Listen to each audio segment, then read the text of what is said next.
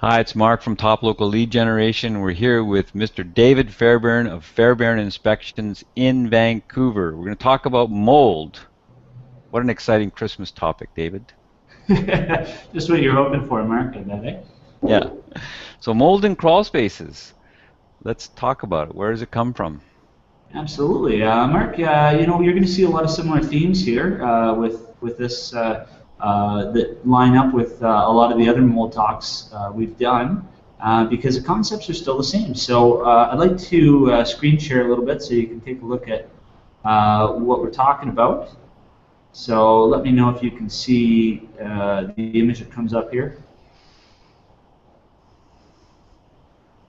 So here we've got a diagram courtesy of Price and Dunlop. Let me know when you see it. Yep, it's there.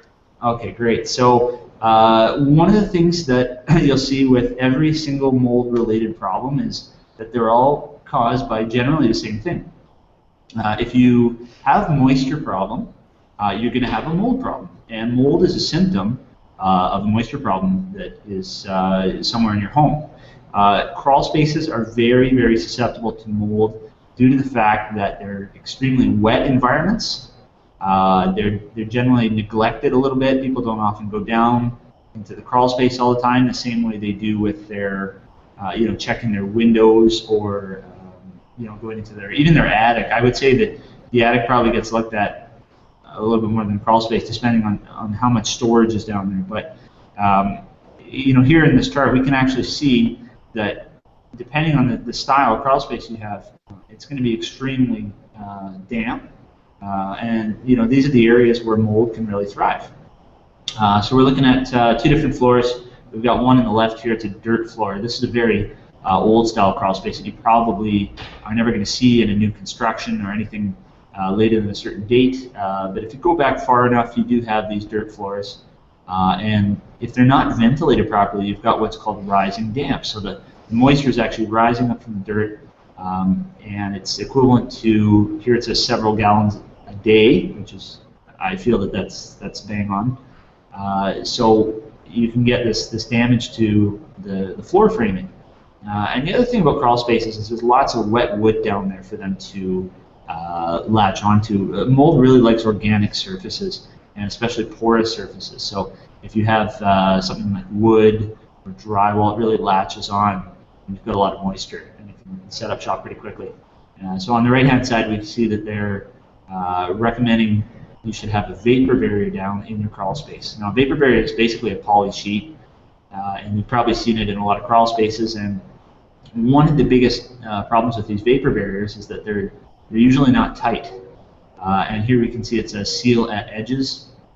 That's an important concept. We're going to want to seal the vapor barrier down, this plastic sheet, and weigh it down with gravel, and that's going to prevent what's called rising damp. So the main thing is just to show you how much moisture you can get in these spaces. So that's number one. It's called rising damp, and it's pretty easy to solve. You basically seal up the base of your crawl space, and that'll hopefully mitigate that. So problem number two, we've got a photo here. This is a crawl space in Langley, and what has happened here is we have a drain tile issue. Now, a drain tile is your perimeter drain that runs around the outside of the house. It's a big pipe, and it carries water, groundwater and rainwater away from the house. It keeps it from ingressing into the basement or the foundation of the crawl space. And what we have here is it's become blocked. So this house was built in the 80s, and you've got this old type of pipe called Big O tile, which is a black corrugated plastic, and it plugged up. And actually, this particular house, there was actually a root punching through the side of it from a tree. It had actually broken through the drain tile, and it's actually leached.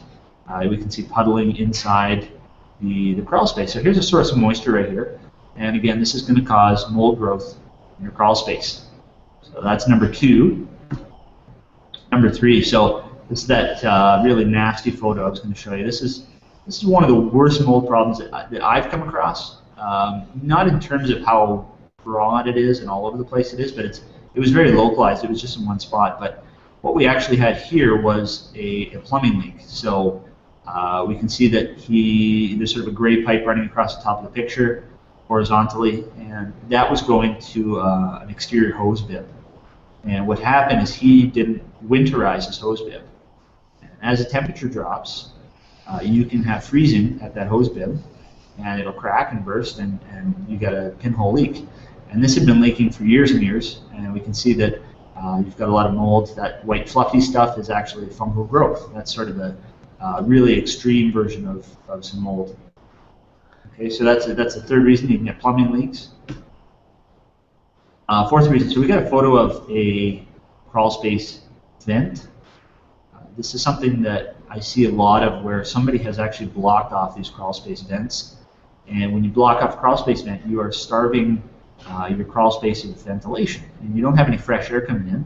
So you got this sort of moist, stagnant air in the crawlspace, and the mold will quickly grow in that case. So a lot of the time, it's very simple. You just remove the cover off of these crawlspace vents, or sometimes the homeowner will put the bad insulation behind it. And if you can remove that and go back to the original design condition of the crawlspace, you can solve a lot of your mold problems. Now, the next question is, what do I do about, what do I do if I have mold? And the thing with that is that you're going to want to call a mold remediation company to come in and remove the mold, because some of the stuff is really nasty and you don't want to be breathing it in. And if it gets all over your wood, it's all over your crawl space, it can get quite expensive. In the same way that we were talking about attic mold, you can be looking at thousands of dollars to remediate your crawl space. And in really extreme cases, you can have structural damage. Now, if we go back to this photo, we can actually see that the bottom plate of the wall framing has actually rotted away. And this house now is sitting on a rotten piece of wood. So what we're going to need to do is actually jack it up and replace that plate underneath to give it that support that it needs. So you don't want to leave this too long, because you can have structural damage. Get back to here.